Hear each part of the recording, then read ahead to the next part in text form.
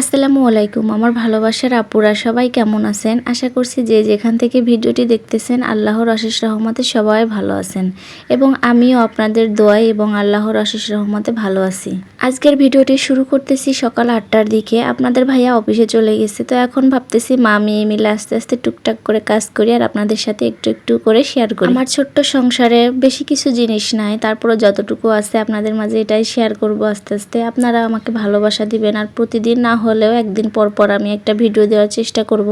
আজকে আমার মেয়েকে নিয়ে আমি স্কুলে যেতে পারি নাই, ও অনেক অসুস্থ ছিল। রাত্রে ভোরে ওর কানে এক সাইডে ব্যথা আর আমারও পিঠে প্রচুর ব্যথা হচ্ছিল, কেন জানি না। হঠাৎ করে রাত থেকে এরকম অবস্থা, যেন আমি উঠে দাঁড়ায় কোনো কাজই করতে পারতেছিলাম না। তারপরেও কি করার, কাজ না করলে তো হবেই না। যতটুকুই কাজ আছে না কেন আমার তো করতেই হবে, যেহেতু আমার এটা একার সংসার। যাই হোক, সকালের ঘরে যতটুকু কাজই ছিল অতটুকু করে নিয়েছি, ঘরটা ঝাড়ুও দিয়ে নিয়েছি। এখন যে সকালে নাস্তা করতে চলে এসেছি। রাত্রে রুটি বানিয়ে রাখছিলাম, তো রুটিগুলো একটু পরোটার মতো বানিয়ে নেব, একটু তেল দিয়ে ভেজে নেব।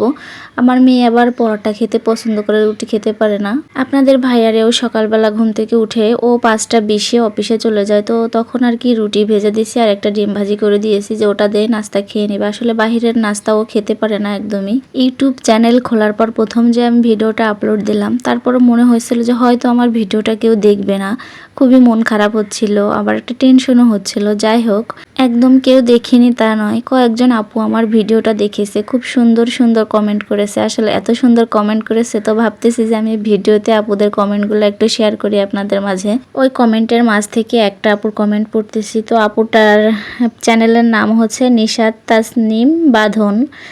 তো আপুটা লিখেছে, চ্যানেল খুলে ভালো করেছো আপু, প্রথম ভিডিও তবুও সত্যি খুব সুন্দর হয়েছে, মনে হচ্ছে তোমার আগেও চ্যানেল ছিল। আপু সত্যি আমার আগে কোনো চ্যানেল ছিল না, মানে আপনাকে বলতেছি না, আমি ভিডিওতে বলতেছি আমার আগে কোনো চ্যানেল ছিল না, এটাই আমার প্রথম।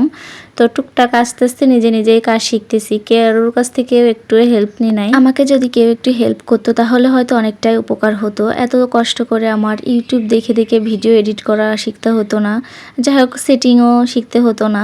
আমার খুবই ইচ্ছা ভিডিওতে একটু ফ্রি মিউজিক ব্যবহার করব, কিন্তু কোনো রকমই আমি সাহস পাচ্ছি না যে কিভাবে আমি ফ্রি মিউজিক ব্যবহার করব। হয়তো ভিডিওতে কোনো কপিরাইট আসতে পারে, তো আমার ভয় লাগতেছে। অনেক আপুরাই দেখি সুন্দর সুন্দর মিউজিক ব্যবহার করে, কেউ যদি একটু সাহায্য করতো তাহলে তো হয়তোই আমার ভালো হতো আর কি, অনেক উপকার হতো। যাই হোক, অনেক কথাই বলে ফেললাম। আজকে আমি পাট শাক আর ডাল রান্না করবো। এটা আপনাদের ভাইয়ার খুবই পছন্দ, আমারও পছন্দ, তবে আপনাদের ভাইয়ার বেশি পছন্দ। এই শাকগুলা কিনে নিয়ে এসছে, যে বলতেছে আইনে যে তুমি ডাউল দিয়ে রান্না করে দিবা, সাথে 1 পিস লেবু দিবা, কখন রান্না করবা তাই বলো। তো ও কথা শুনেই আমি সাথে সাথে রান্না করতে চলে আসছি।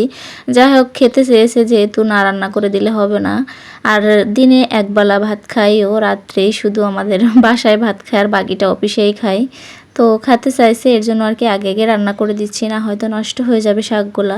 এত সময় ধরে যদি আমার ভালোবাসার আপুরা কেউ ভিডিওটি দেখে থাকেন তাহলে আপনাদেরকে অসংখ্য ধন্যবাদ। আর যদি বেশি ভালো লেগে থাকে অবশ্যই একটা কমেন্ট করে যাবেন, ভিডিও সম্পর্কে একটা লাইক দিতে ভুলবেন না।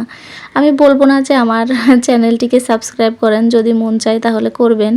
আমি নতুন চ্যানেল খুলেছি, আমার কাজটা অনেকের কাছে ভালো নাও লাগতে পারে, আসলে অনেক কিছুই জানি না।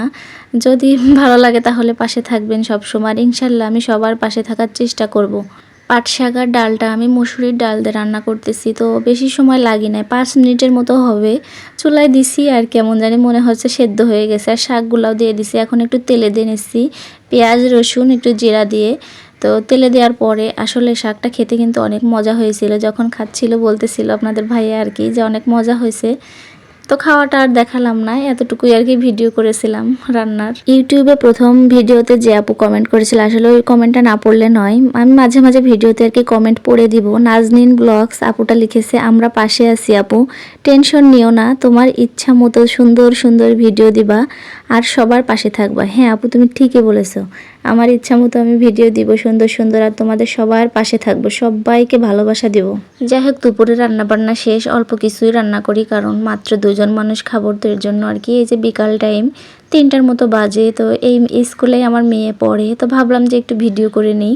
আসলে অনেক সুন্দর স্কুলটা, আশেপাশের ভিউটা আরও বেশি সুন্দর। মেয়ে আমার 2 দিন ধরে বলতেছিল আম্মু আমি বার্থডে কেক খাবো, তো আজকে একটু সময় পেয়েছি। আর ওর বাবাও আজকে বাসায় আছে, তারপর বাইরে গেলাম, একটা কেক নিয়ে এসে দিলাম। মেয়েটা আমাকে ভিডিও করতেই দিচ্ছে না, বলতেছে আমাকে আগে কেটে দাও তারপরে তুমি ভিডিও করিও। আসলে ভিডিও জিনিসটা কি করি কেন করি ও তো জানেই না এখনো পর্যন্ত। ওর বাবা তো এখন একটুও জানে না, বলি নাই, যদি কিছু বলে টলে আর কি একটু ভয় পাচ্ছি। ইউটিউবে আমি 2 দিন 2টা মাত্র ভিডিও দিছি, তো 2 দিনে ভয়েস দিয়েছি রাত্রেবেলা, কিন্তু এই সময় রাত্রে আমি একটু সময় পাই না, দিনে ভিডিওতে ভয়েস দিছি। তো আশেপাশে অনেক আওয়াজ হচ্ছে, ভিডিওতে শোনা যাচ্ছে কিনা জানি না, তারপরে যদি একটু শোনা যায় মনে কিছু করবেন না আপনারা। যাই হোক, কেক এনেছিলাম মেয়ের জন্য, আর সাথে এই যে ভেলপুরি এনেছিলাম, ভেলপুরিও খাচ্ছিলাম। আমার মেয়ের ভেলপুরিও পছন্দ, কিন্তু ঝাল জিনিসটা পছন্দ করে না, ঝাল ছাড়াও 3-4টা খেয়ে ফেলতে পারে। বাহিরে গেলে তো বলবে আম্মু তুমি আমাকে ভেলপুরি কিনে দাও। মাঝে মাঝে ওর বাবা এমনিও কিনে নিয়ে আসে বাসায়। ভেলপুরি খেতে কে কে পছন্দ করেন আমার আপুরা একটু কমেন্টে জানায়েন। যাই হোক, আপনাদের সাথে কথা বলতে বলতে ভিডিওর একদমই শেষ পর্যন্ত চলে এসেছি। আর ভিডিওটি কেমন লেগেছে কমেন্টে কিন্তু অবশ্যই জানাতে ভুলবেন না, কারণ অনেক কষ্ট করে আমি এই ভিডিওটি বানিয়েছি আপুরা। সবাই ভালো থাকবেন, নিজের শরীরের যত্ন নেবেন বেশি বেশি করে। সবাই ভালো থাকবেন, আল্লাহ হাফেজ।